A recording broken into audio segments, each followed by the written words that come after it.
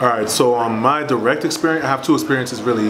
My direct experience wasn't so much brutality, but it was just, I guess, abuse. And that was, I was on my way to church on a Sunday morning in a suit and everything. This is back when I used to dress up to go to church. And I'm on my way to church, and this officer just pulled me over for no reason. He just pulled me over, and he comes into the car, and he's like, "I know something's wrong here." And I'm like he's looking for something, right? And he's like, "I know something's wrong here." And then he goes, "Can you step out of the car and come and whatever?" Right? Step out of the car. So I step out of the car, brings me over to his car, and in hindsight, I now know that I wasn't supposed to get in. My rights, I don't have to get in unless he's going to place me under arrest, which he didn't at that time. But he asked me to get into his car. So I get into his car, and there's a shotgun, a literal shotgun, sticking up out of the side in my face. Like, I don't know how the cars are, if they're the same over in Canada, but there's a window with a little, a screen with a little window, a box, for them to talk to you.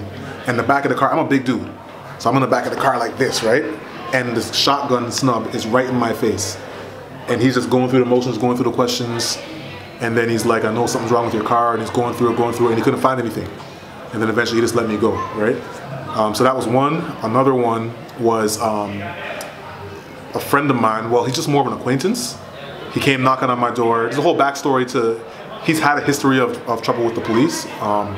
So he came knocking on my door, and he's like, "Yo, I need to let me in, And I'm like, "Why?" And before he could even answer, 4 cops just rushed him, man, and took him down, and they gave him the Rodney King treatment. And broke his hand, broke his nose, and on top of that, they called 4 more cops. And what's even worse is, I was standing there, like just kind of like, whoa, right? And there was another dude standing there. Both of us are black. All the cops were white. And when the other 4 cops, when the second group of cops came, the officers were like, one of the officers was like, them too? And he's like, no, just him. So it's like they were just trying to beat somebody. So yeah, he got his hand broken, his nose broken, and that was actually the last time I saw him. Because he was just an acquaintance, right? Like somebody, he was like a kid from the neighborhood, so that was the last time I saw him. So crazy.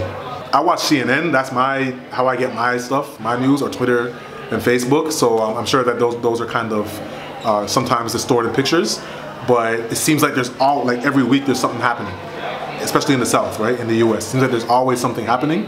So it's not so much about that it's not as severe, it's just that it's not as often and as prevalent in Canada, especially in Toronto, right? So, yeah.